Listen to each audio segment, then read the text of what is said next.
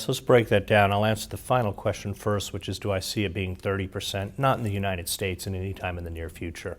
And I say that for two reasons. One, our public infrastructure, or our public and nonprofit infrastructure, if I think about the post-secondary landscape, is very broad and very sophisticated, and we actually have sufficient capacity to serve the population at large. So that in and of itself probably keeps us from getting to a 20 to 30% mark.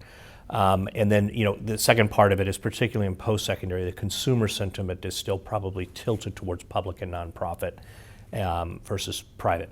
But will it be bigger? Absolutely. Two very, very different markets. I would say the private side in K-12 is really happening only in very isolated areas where the public school systems just don't serve students well historically. They may in the future, but not historically. And so, where you see it is in very specialized areas, special education. We've always had a private school market, Catholic schools, parochial schools, et cetera. But, the growing areas have been in kind of very specialized education needs that, typically a individual school district just may not have the skills and capability to deal with effectively, or more recently in online education and hybrid education. In the background, you have charter schools, which are a choice movement. I would say if you were to fast forward and say, how could we get to 15, 20% in the United States? It would be if we went to a real voucher type of system. Parent choice is very strong. And it's interesting, we tend to think that parent choice is something that happens in upper income areas, but actually it's really relevant, literally right out the streets here in Baltimore, where parents of kids in, urban school districts that have, more or less, probably have more as a higher percentage of failing schools, they would like choice, which is why you see charter schools exploding, but hard. Two places in the nation in K-12 that I think are relevant to look at are Detroit and Louisiana, where for whatever reason we are actually conducting a pretty big experiment right now in terms of how big can the non-public school delivered education grow. If I steer over into post-secondary education, the for-profit sector had tremendous run over a 20-25 year period there. That was because they offered a value proposition that no one else was offering. When I detached education from time and place and went online and used a modality and reached out explicitly to adults who had a partial or no degree but wanted one, I was tapping into a vast market that no one had ever served before. And so I was able to do that quite effectively. And the growth rates obviously were astronomical. You see three things working against you now. One, post-secondary is counter-cyclical, so just over the next few years as the economy recovers, there'll be less students going back to school. But the other two that are probably more relevant in the long term is we tapped into an enormous latent pool of demand of people between the ages of roughly 21 and 45, household income of under $100,000, who had no or part of a degree, mostly a part of a degree. In the past decade or so, we have reached out and contacted virtually every single one of those people, and a significant number of them have come back and completed their degree. So we're moving more into replacement demand. Some float out of the market, some come in, but we're not tapping into that. So we've literally, if you think about the S-curve of penetration, we're over the asymptote. So I can't drive penetration, which means growth secularly slows to 6-7% in that market. And the second thing I have is all the nonprofits in the traditional public universities woke up. Right. People used to ask, in fact, when Laureate went private, we supported that transaction.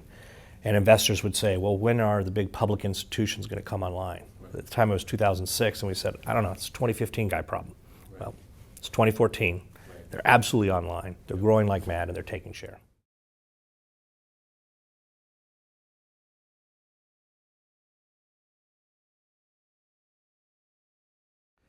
I wouldn't say top 25 because I find any definition of top X is very fraught with danger, right? We tend to go to a Barron's list or a U.S. News and World Report. Most of the world doesn't really care what Harvard does, right? They just don't, right? They're not interested in going to Harvard. It's fantastic that your cousin did, but they don't care. So it's about relevancy to me in my particular situation in life. Those that are making big plays online actually come from a vast swath of rankings, if you will. You've got USC, which has done tremendously well in graduate school education. Johns Hopkins is, as a matter of fact, doing it right now. So upper echelon R1 institutions that by any list in the world would be top 75. You have very differentiated universities like Liberty. Liberty is now the largest nonprofit university in the United States, almost all online, right? So that doesn't reach a top list on a lot of definitions, but if you're within the Liberty sphere of influence, you know them, and it's a brand and an institution that you trust. ASU is going online at a ferocious pace right now. Big public school, great brand, but Michael Crow would kill me, but what I rank it as the top public institution in the United States, I have no idea. But I know it's a brand that everybody in the Southwest and a growing sphere of influence understands and trusts. And then another example is, I'll give you two more. SNHU up in New Hampshire, which is, would not hit anybody's top 50 institutions, but again, tremendous presence online, programs aimed at the right marketplace. And the final one is Drexel, which is a historic, great regional brand with a clear focus on kind of science, engineering type of areas. So all sorts of people. I think when you say, will it be the top 20, will we have a list of 25 that get really big? I think that's probably about the right number. You can't have 400 that get huge because not enough market. But 20 or 25, that seems right. Is it 15 or 30? I don't know, but somewhere in that marketplace. And then behind it, we tell presidents and trustees and provosts, you're going to be online, so make a strategy today. You can't be indifferent about it, but your online experience may be much more localized and hybrid, and it may be just your current students moving into more of a mixed type of usage rather than opening up and suddenly becoming huge.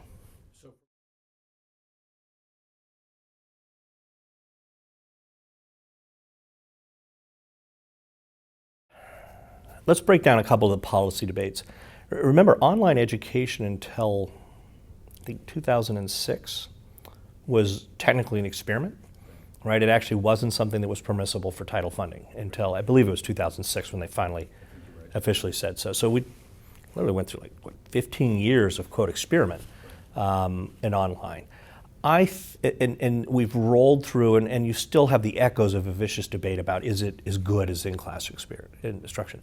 I think that debate is over. People will still argue about it, but I think from a policy and a practical perspective, it's over. Everybody's online.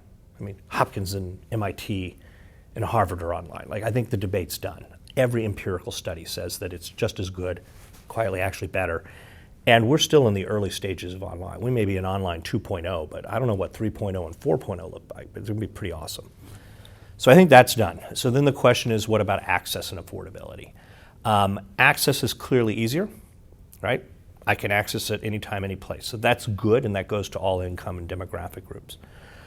Affordability is a funny thing to deal with because there's two functions of it. What is the cost, which allows me to figure out what the list price is.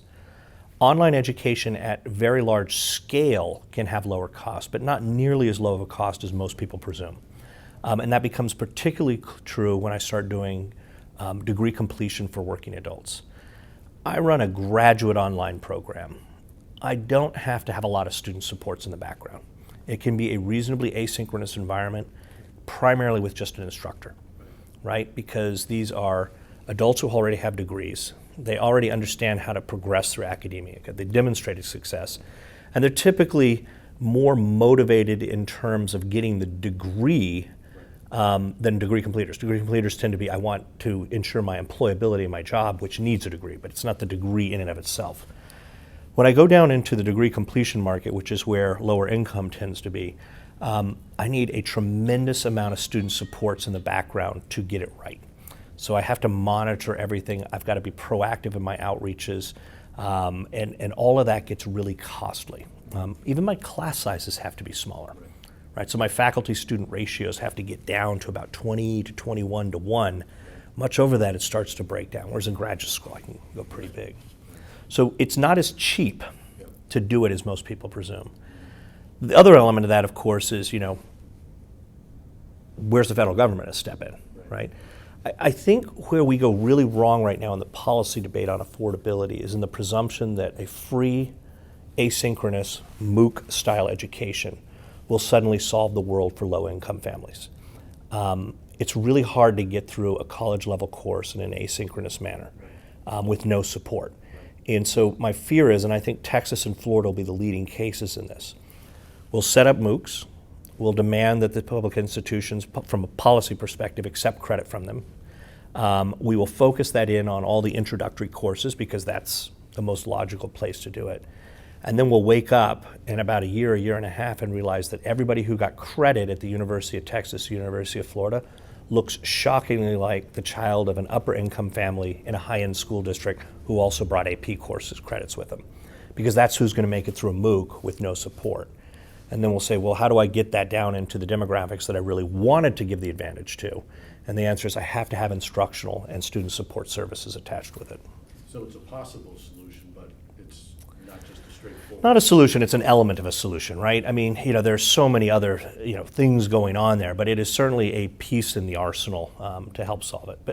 But it's not as simplistic, I think, as it's sometimes talked about in the debate.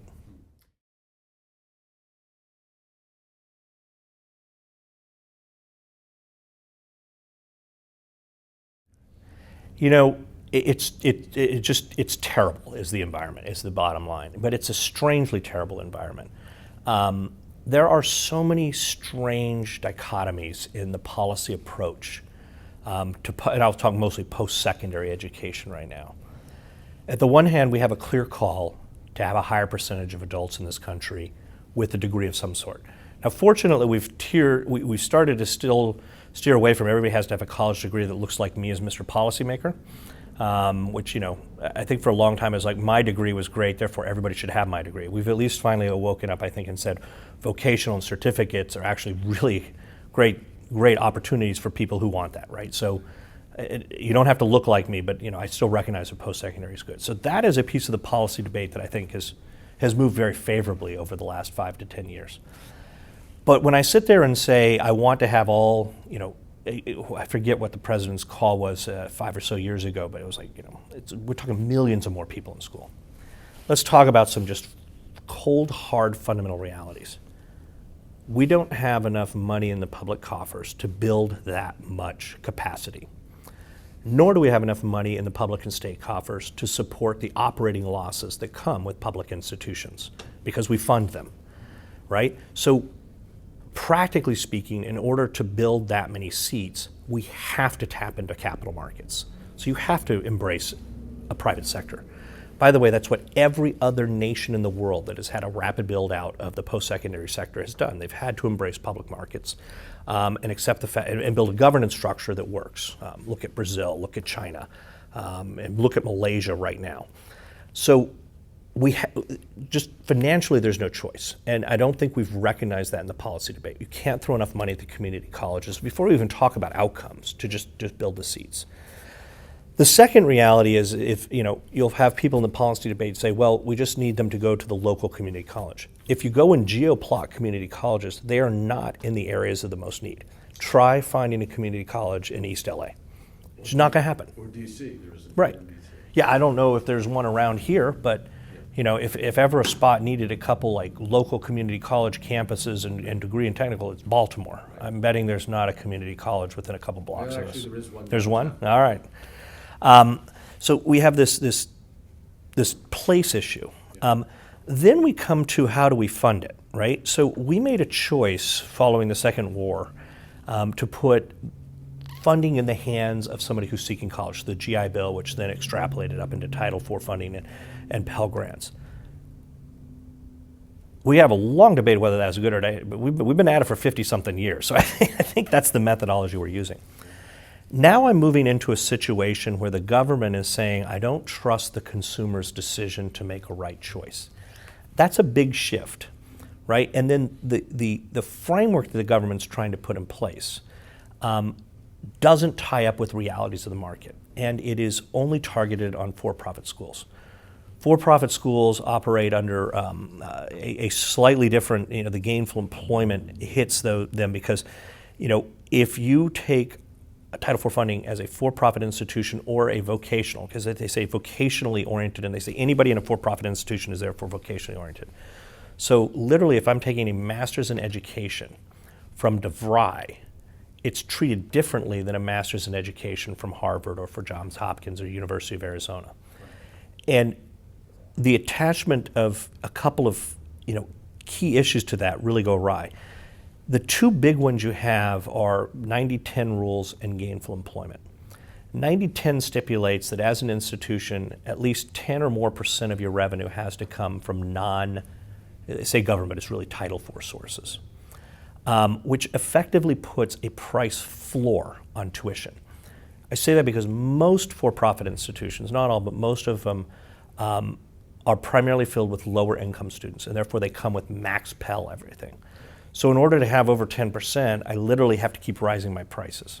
And it's literally a price floor. If the Department of Education was serious about reducing the cost of for-profit education, they'd remove the 90-10 conundrum, and prices would drop roughly 15 to 25% within probably 2 or 3 weeks. And I say that because every for-profit institution that does not have a 90-10 problem has lower prices, right? So just that's where you go. So I've got this price floor set by the government, and then on top of it, I'm trying to put in a price cap around gainful employment, right? And it doesn't work. So we're strangling people to not get the outcomes we want. And one of the issues is gainful employment is run by the Department of Education. 90-10 is actually a congressional issue. So the Department of Education couldn't change 90-10 if they wanted to. It's an act of Congress.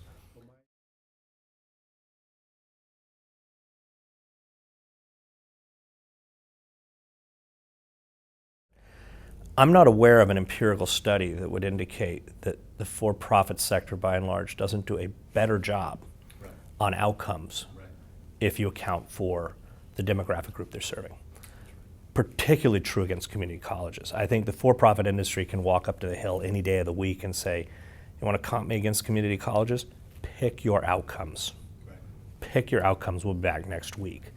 And it's because, there is a catharsism to being market responsive. If I'm recruiting students, job one is keep students, right? Like just forget the ethics and the morality. It's just good business to have higher retention rates. My institution will not continue to perpetuate itself if my students don't graduate and get jobs, right? Because if they don't graduate and get jobs, I'm in that local community. Trust me, word gets out pretty quickly. Right. And yet you can go to Harvard or Yale or Hopkins and come out with a degree in English Lit and not get a job. If you go to Harvard or Hopkins, you're going to get a job. So I don't care. It's the classic. University of Maryland. Yeah. You want to major in philosophy at Harvard? Have at it. You're going to probably be just fine. It may take you 6 months or 12 months to find a job, but I doubt you're going to suffer too hard in life, especially at Harvard because you'll have an A. But yeah, no. If you go to a different area, it's the classic journalism. I was being interviewed, and the journalist was like, well, shouldn't it was early days, so the first negotiated rulemaking around gainful employment, and the journalist was like, well, shouldn't the government protect people from making choices like that? And I was like, I'd done my research. He had a journalism degree, I think it was from Yale. I was like, well, you wouldn't have passed gainful employment, right? So, do you want the government to be in the business of telling young, poor kids in Los Angeles that they can't become a journalist?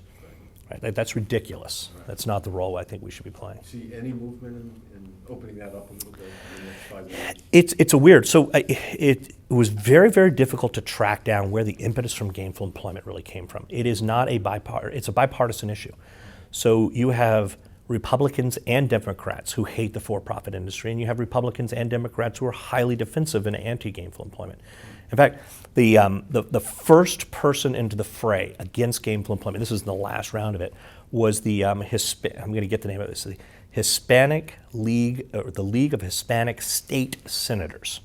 So state-level senators who were Hispanic were one of the first organizations to come out very much against gainful employment, is because they looked around and said, wait a minute, all these schools are in my district, in my state, and they're going to affect the ability of my constituent to get a degree and of my business owners to be able to hire people who are qualified. Nancy Pelosi was anti-gainful employment, right? So here we have a Democratic president pushing through with, of his cabinet, perhaps the most powerful member is, Secretary Duncan, pushing through gainful employment. And I have the Speaker of the House coming out against it. It's a very strange conundrum. I think in some ways the anti-for-profit issues are less about politics and more about just, I don't like you because you make money. It's very much like healthcare, for-profit healthcare that we went through for I guess we're still going through it, but we went through it pretty hard for about a decade. Right. Which is a feeling you get out of a lot of academics too. Yeah, It causes them to yeah. not want to work in that sector. It was funny, just before when they announced negotiated rulemaking, I went out, I do a lot of speaking with boards, and I had a talk track, and I went into the for-profit boards and management teams, and I would start my presentation by saying, they hate you, right? Like, just make no mistake, people hate you. Why do they hate us, right? We have great outcomes. No, you don't understand, they hate you. You can be better, faster, and cheaper, and they hate you simply because you make money in education. So accept that this is not a logic battle. Facts do not matter. It's emotional. They just don't like you.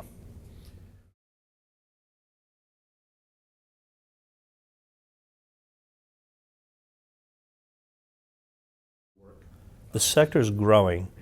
I think it's fair to say that it is not filled with high-end talent. So the same part of the I hate you has, I think, impacted for-profit education companies. So the talent level there is not as high as it is in other sectors of the economy. It's not been viewed as a sexy spot to go. If you're coming out of one of the top universities and you're a top student and you're putting together your interview list, odds are for-profit education companies are not on that list. And so it's suffered both from intake and mid-career transitions. Same true at the, at the graduate school level. So I do think it's a sector where if you have the passion and the interest and you have the skill set, you can actually do exceedingly well. And there's actually a tremendous amount of opportunity. Thank you. Thanks.